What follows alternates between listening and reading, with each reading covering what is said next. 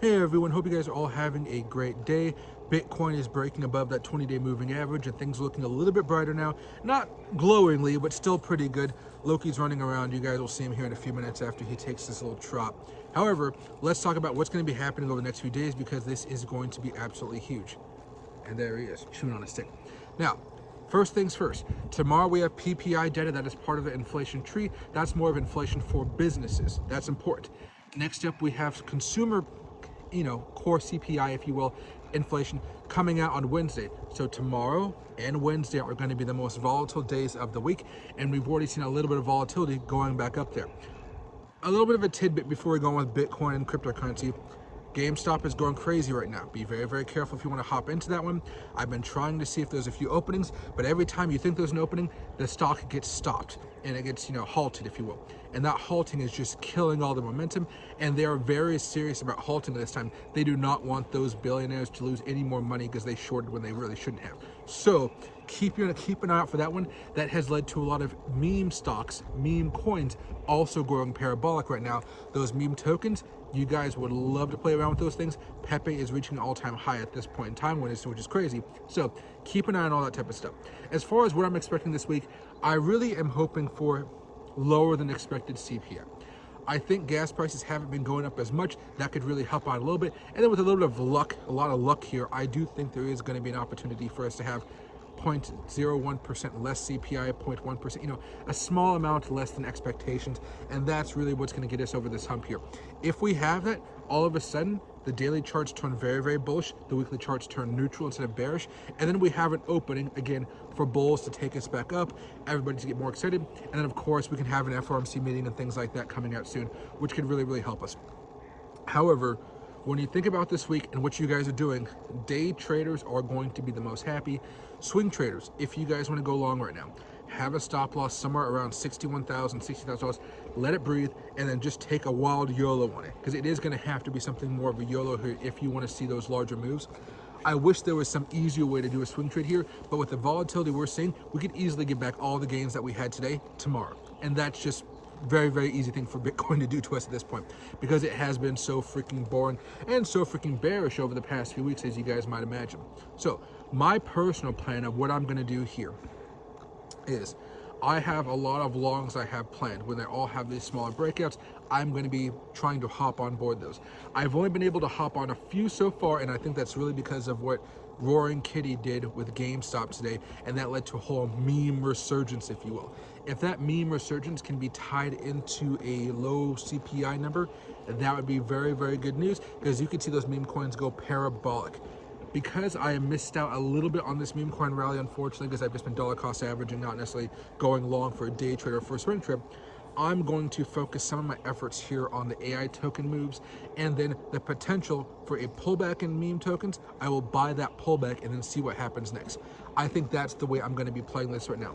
As far as, a Bitcoin, Ethereum, Solana, some of those mega cap coins that are going to be very volatile after we see the data coming in tomorrow and Wednesday, I think for me, I'd rather be long than short, and I might have those stop losses geared again towards $60,000, $61,000, and then just gonna wait.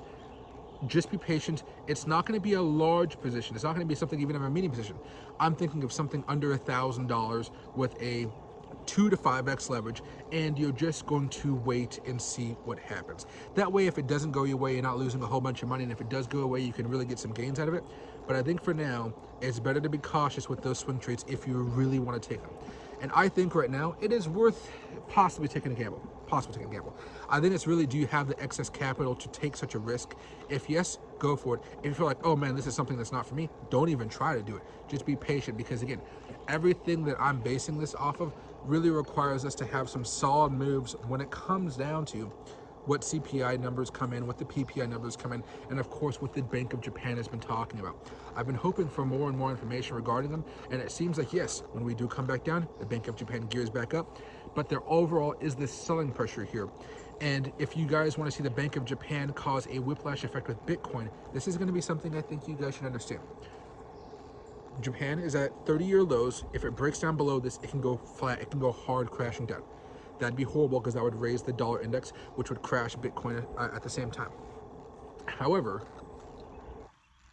if we have really bad CPI numbers coming out this week and inflation is worse than expected, what usually happens? The dollar index goes up, Bitcoin goes down, the entire market goes down because we're thinking about rate hikes and rate cuts and things of that nature. However, if the dollar index goes up, that means the Japanese yen comes crashing down. If the Japanese yen comes crashing back down to that support, which is like maybe a 50 cents far from right now, yeah, not too far. If that happens, the Bank of Japan has to artificially prop up their currency, which causes the dollar index to come back down, which could cause massive swings for Bitcoin, leading to not that same downward move, but very, very volatile. It comes down a lot, spikes back up, and it just ricochet event. And remember, it's only Monday. Tomorrow's going to be Tuesday. The day after with CPI is going to be Wednesday. All of this stuff could be happening during the actual trading week, which means that a lot of you guys may be at your office, you guys may be at work, maybe driving, who knows, on an airplane, whatever. You guys may be out when all of this volatility is coming. So I would implore you to have some type of alert system on your phone.